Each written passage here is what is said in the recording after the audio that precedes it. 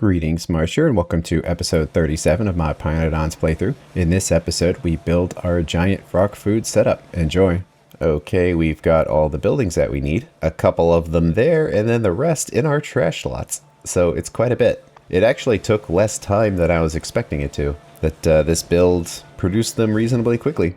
But for now, we have a new build. And where would we want to do it? Well, in theory, we would want it to be next to where our Vrauks are being made, but we might actually be moving the Vrauks somewhere else. And when you actually look at the input resources for this, really the only one we need in significant quantities is the moss. And yes, moss is being made here, but it can be made anywhere. It doesn't have to be made there. So having one belt go a pretty long distance is okay. And I was originally thinking I would want to have it here, but due to the size of the build, for example, we're going to need 100 crop facilities.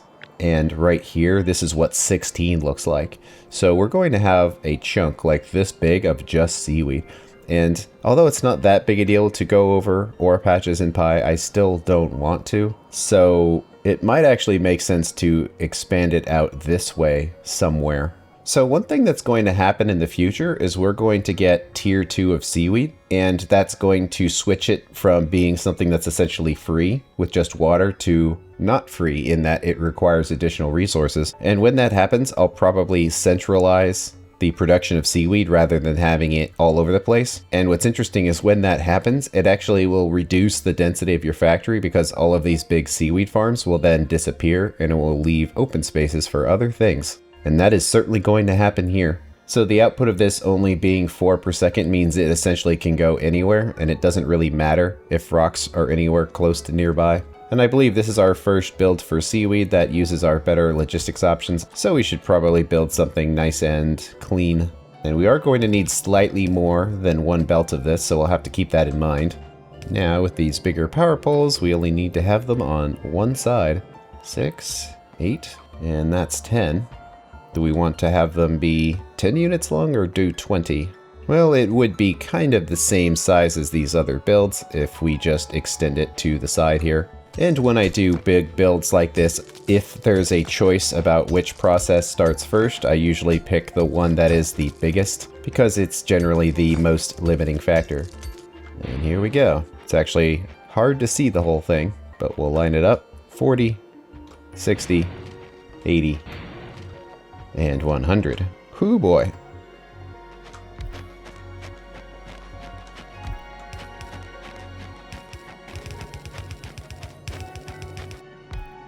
All right, all done. Man, robots can't come fast enough, but look at that.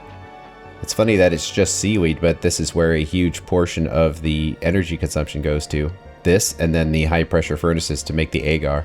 Alright, we're going to actually need some seaweed to start, and we need 10 per building, so we're going to need 1,000 seaweed, and instead of letting it grow its own seaweed, how about let's just grab some seaweed from somewhere else, because we've already made a bunch of it. Alright, now we just need water.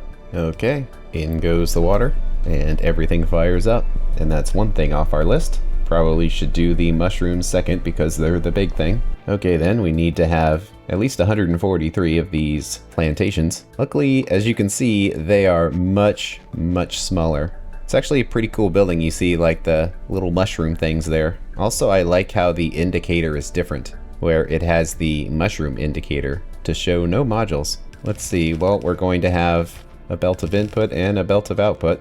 Well, they would match up exactly with the size of the moss farms if we did this, so sure, why not? We'll pull off of that belt and then output onto that one. And there we go, we need a ton of these. Might as well take up the same form factor. Better set these recipes real quick before I forget. Don't care so much about the modules because we're just going to manually put those in anyway. So we've got 40, select the whole line. So 80, 120, and then 160. And do we want to make slightly too many simply because it fits? They certainly go into things, but also we can make them anywhere. So this probably should be sized based on the exact need. So if we did that, it would be 144, which means we don't need the last 2 rows.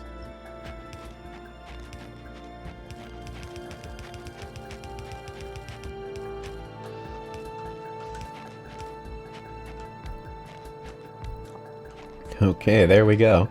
That took a little while again, but all good there. And I was originally going to have the belts going up, but since there are bus lines there, and this is right up on the edge of where those lines would be, it should probably actually go down. We now need to collect the spores, and of course these are larger buildings, but we could actually fit them in the bottom here if we wanted to.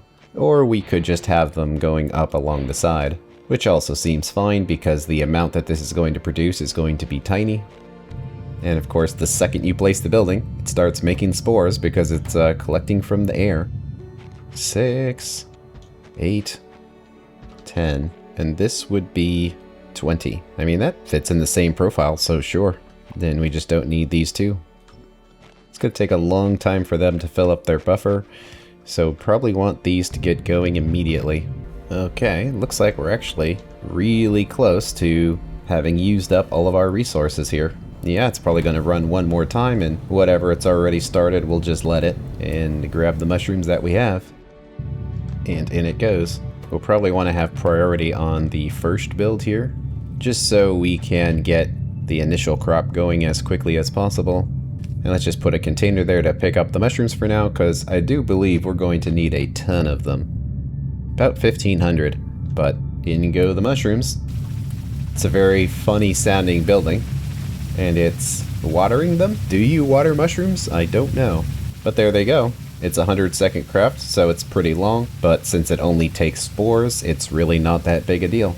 And it goes from 3 spores to 7 mushrooms, which is a pretty good return, so they will expand very quickly. And there we are, growing mushrooms the old-fashioned way. And then we just keep reinvesting them and the population will expand. And this process is almost done, so we can pull out everything we don't need anymore. Let's see, now let's do the 2 spoiling items. And it is unfortunate that we do have 2 things that can spoil here, but nonetheless we can control this whole process based on these machines as we have done in the past. Anytime we want to make the food, we'll just turn on the cellulose and the agar machines. The only spoilage will be the little remainder in the machines that weren't used. Well, since all the buildings are lined up with the top here, let's just keep that going even though all of the belts are on the bottom. So 8, 12, 16, and 20. Oh wow, that was a lot of mushrooms. Of course, it just occurred to me that we're going to have 2 belts of input here, not just 1. That is why you put spaces into things, so you can patch up your mistakes. Okay, we've done that before and it's pretty straightforward, but we don't want the machines to actually turn on until we are ready for them. So we will just have to take a look at them later. So many mushrooms. Okay, we've got 1/2 of our spoilage output. The other are the biofactories, and sure, let's just bump them up against these buildings. So it would look something like that, pretty straightforward. That is the interesting game mechanic that spoilage adds, at least to Pi, is that you can't just make anything anywhere. That you really need to look at what is the spoilage rate of this item and how close do I need to make it to where it needs to be consumed. So it does change how you make your factory. It's not necessarily difficult to deal with, but it does change the design of your factory in interesting ways. Because if we didn't have spoilage, I would absolutely be making these somewhere else and bringing them in. Because it's just easier to do it one time and have it be a big build rather than doing the same builds over and over again. So there's pros and cons to spoilage. We technically only need 1 building here, chopping up the wood, but because of the output, we're going to need to have more inserters on here, and it's kind of funny, but we can do something like this. I believe we need an additional 7 inserters, where these inserters will have belts dropping that in there, and like that. And the sodium hydroxide comes through here, but of course is misaligned by 1 belt, so we'll come through and then fix the alignment. Sodium hydroxide is something that you end up using in large quantities at various places, so I feel like it is something that is okay to send on a belt all over the place. Okay, that'll be our output of both of those, and then they will combine right there. We're also going to need some tree seeds, and let's just put the machines in a row, and it might be kind of funny, but let's just put them on the other side of these machines. There'll be a ton of belts going down the middle, but it won't matter. I am seeing us creep up to this lake over here, so I am worried that we're about to run out of space. It's just one type of building, but having these automated factories as a part of this build just looks so much better. Like they actually belong with the rest of these buildings rather than the burner assemblers that seem like they aren't supposed to be there. I had one caravan running solely to pick up the wood here, but I'm actually wondering if we can do a combined caravan because it does need 2 deliveries, the tin plate and the wood. And these are known quantities. And here's the new version of the spreadsheet. It has some more calculations that it attempts to do. This is going to be pretty straightforward though. In green, we put in the resources that we want, the tin and the logs. We need 1 tin per second and 2.25 logs. And the stack size of both is 100, so this isn't super difficult to calculate. And then in green, we need to type in how much of the caravan we want to use. In this case, we want to use all of it. But first is the ideal stacks per minute that it'll receive, and then how much of the caravan's load that is. And then this is the ideal number of stacks. And what it does is it actually calculates it in 3 different ways and figures out which one is the best. There's a limit to what you can do with spreadsheets, but I feel like this is a good balance. So first, let's say option A is the rounding option. So what it does is assume that everything has to have at least 1 stack, because if it rounded down, you would have 0 stacks, and that's bad. And then with what remains, it assigns it and rounds it. And it's important that it adds everything up because it needs to check for that later. And this is how far off of ideal that it is. The second option is the swapping option. So it takes whatever you have the most of and gives 1 stack to the thing that you're shortest on. And then the final thing you can do is adjust it manually if you would want. So let's say we wanted to take 1 stack away from there, and it adds up to 29. So at the end here, it takes the 3 options and figures out how long will each item last in that option. And then figures out the shortest non-zero time, because that is essentially the limiting factor. And it does do an error check because you see our third option, it's only 29 stacks, not 30. So it marks it as an error, and it does not include it in the calculation. And then with what remains there, it finds out the one that has the highest number, then calls that the ideal number. So we can come in here and put a 1 here, and if we did, it would fix it, and now we have our 3 options. And it is determined that option B, or the swap option, is the best. It's very little difference, where it would have been 14.81 minutes and it went to 15 minutes by changing the stacks around, so it wasn't much. And then it just copies the output here, and it tells you the item, the stacks, and the numbers which you need for typing into caravans and whatnot. However, also you need to know which one is actually going to run out first. And whatever that one is needs to be the limiter for the caravan, and this will actually kind of put a little arrow pointing to which one that is. And this is a very dynamic calculation, so if you changed the number of items that the caravan could have access to, let's say you only had 23 stacks, you could just type that in and it will calculate according to that. So this is pretty easy because we only had 2 items, but nonetheless, it still helps to know that we would need 9 stacks of tin and 21 of logs. And we haven't figured out how long the caravan would need to run. We could put the numbers in the time calculation, that still works, but as we've kind of determined, you really only need a few minutes for the route, and clearly it's going to get its route done in 15 minutes, so we don't have to worry about that. So that's the new spreadsheet. Hopefully we'll come across something that's a lot more complicated than this, and we can see it work a little better. But nonetheless, there's our 9 and 21 stacks. And let's plop the caravan down and adjust him. 2100 logs and 900 plates. And then we need the final weight condition, and we determined that tin would be the limiting factor. So I imagine sometime in the future we'll have a much more complicated stop to calculate, but I do like that tool because it allows you to basically remove several caravans. That if you have a single outpost that can handle multiple items, then you can just have 1 caravan. We're going to need slightly more than 1 belt's worth of wood, so we just need to have a second one in here. We might as well get it started now. Luckily the seeds do not decay, so anything that doesn't decay can be connected normally. And sure, seems good.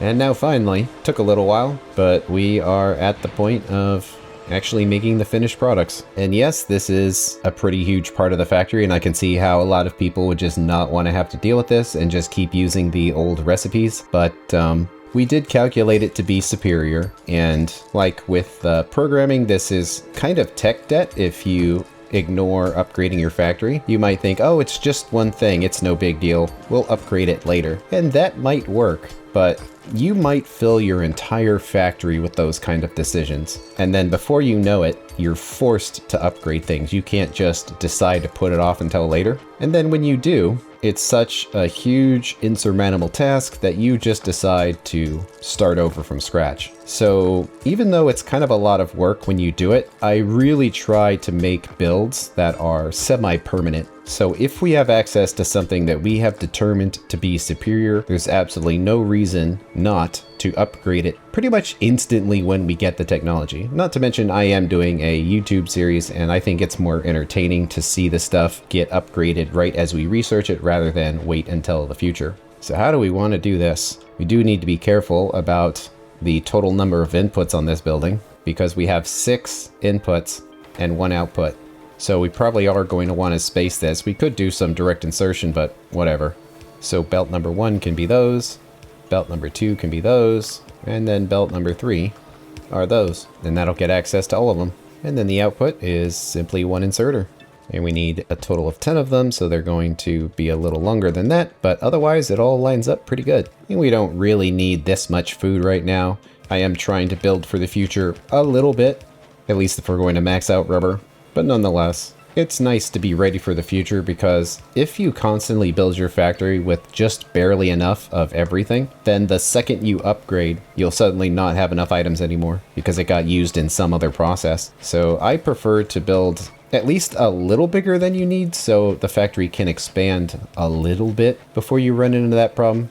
And it is absolutely something that you need to balance the costs against to make sure that it's not too oppressive for your factory to build something. And I think this is a pretty reasonable size for what our factory is capable of. It certainly takes space, but material-wise, it's actually not that bad. Actually, let's have the food go down, because one other thing we need to consider is the actual control logic to turn this on and off.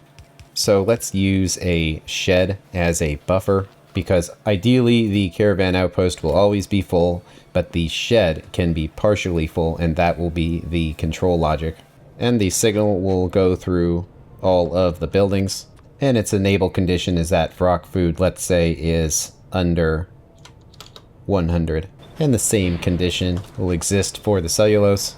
And we're going to have our mixed belt of spoilable items, and they're going to go through.